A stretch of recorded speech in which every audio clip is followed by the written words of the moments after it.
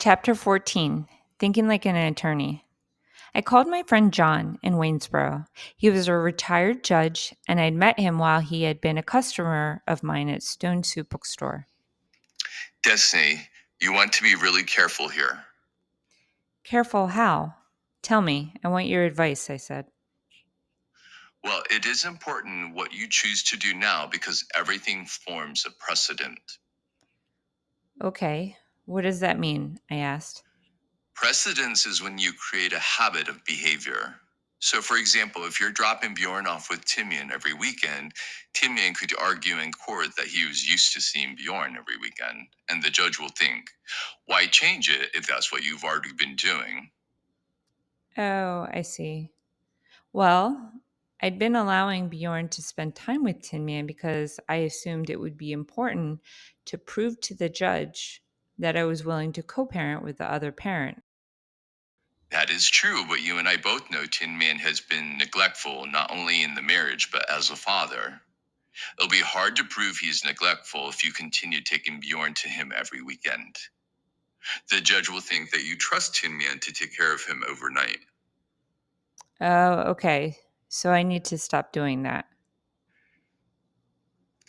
Yes, right now that would be a good idea. He's an abusive partner. The rest proves that.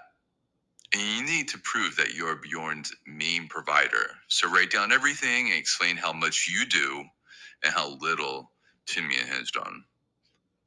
Oh, that's easy. Tin never got up with Bjorn in the middle of the night. He never put him to bed. He never fed him or changed any diapers. Exactly. You also need a good divorce attorney. If you have any more questions, don't hesitate to call me.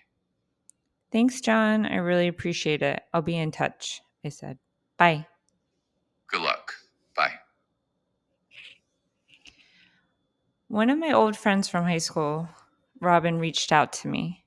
We'd been in touch last year, in 2009, when I was in the process of having my first book published, a field she was familiar with. Recently, I had been sharing my experiences in some of my Facebook posts, so she reached out to me. I think moving back to Pennsylvania would be in your best interest legally. You can easily prove that you moved there because of his actions, not providing for his family, and you needing to seek refuge for a home and support in PA. This would also mean PA will have jurisdiction over your case. By going to PA, giving birth to your second child there, PA would have jurisdiction over him. That's a biggie. I hope you're okay and weathering this storm as best as you can. I was so disgusted after seeing Scarecrow and Tin Man playing house with my child. It hit a nerve so great that I wanted to run as far away as possible from them both. There was no way my child was going to be growing up thinking Scarecrow was his mom, too. Tin Man was sick, mentally ill. I was fully convinced I had to get my children as far away from him as quickly as possible.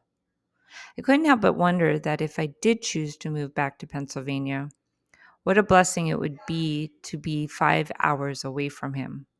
What a blessing it would be for Pennsylvania to have jurisdiction. I couldn't stop thinking about it.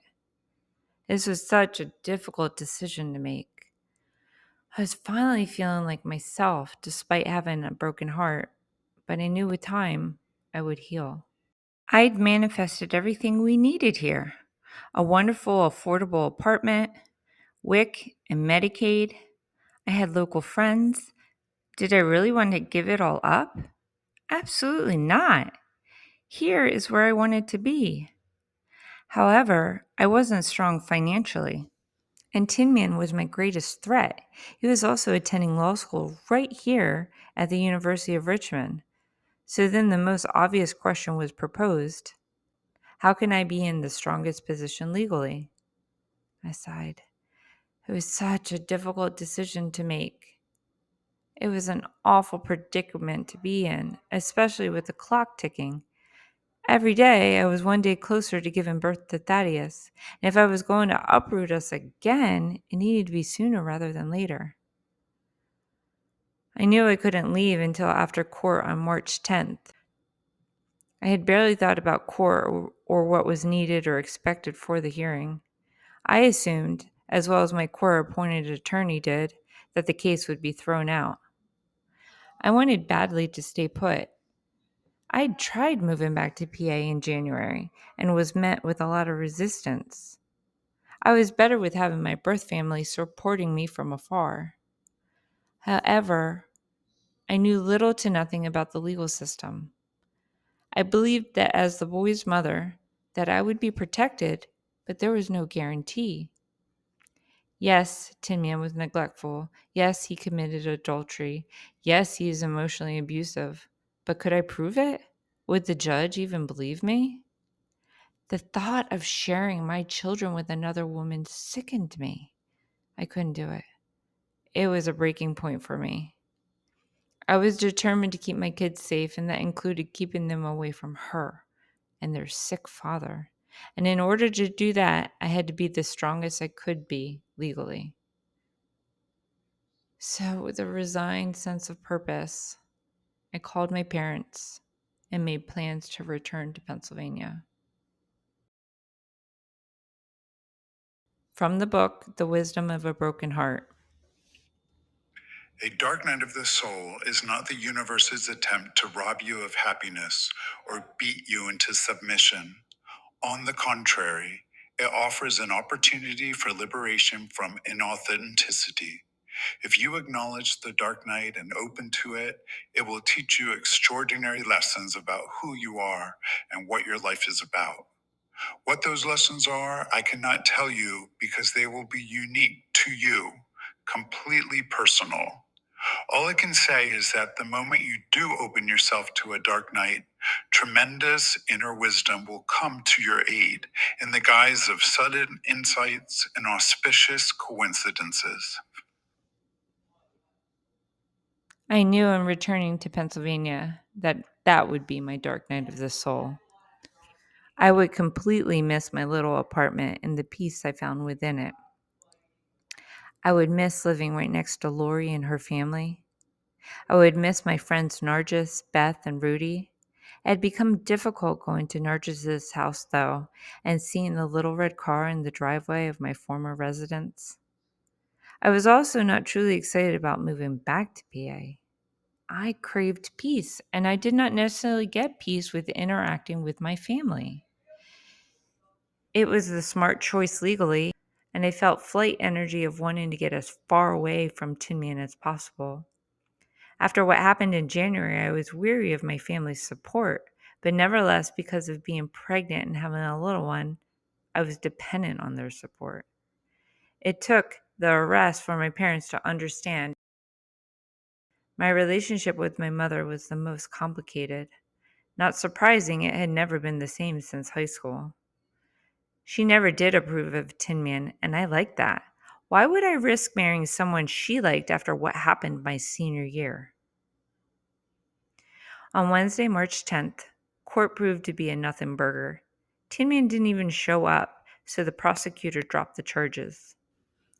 I shook my court appointed lawyer's hand and gave him a signed copy of my book, The New Cadet: A Young Woman's Journey in a Man's World, as a thank you present. My parents had arrived the night before. After court, we went back to the apartment and started to pack up. There was a moment of frustration when my dad was on the phone concerning Alya when I needed his help. My mother yelled at me unnecessarily and said, Stop trying to control your father. I looked at her stunned. I hoped that wasn't foreshadowing what I was going to have to deal with in Pennsylvania.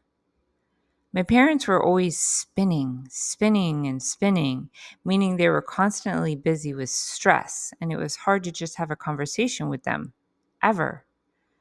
It was my intention, though, to create peace where I go. I would set up a home again and create peace. I was determined. Thaddeus was awake and kicking. It was only a matter of time, and he'd be here in my arms. I was feeling larger, but I had good energy. We drove separately to Pennsylvania. When we arrived, I stayed at my sister Christine's house. My parents' house was still operating as a boarding house for Alya and her two kids in one room and Anita in another bedroom. My parents had this habit of collecting daughters that started when I was in high school. Alia had been my dad's Arabic translator in Iraq. Once she had gotten approved for a visa to move to America, she left with her two young kids and showed up in Philadelphia where my dad picked her up. Anita, on the other hand, had been an exchange student from Albania who decided to make America her home. In my parents' basement, Joseph, my younger sister's ex husband, and their daughter Melody lived. Thus, my parents' house was lively and not one of peace and quiet.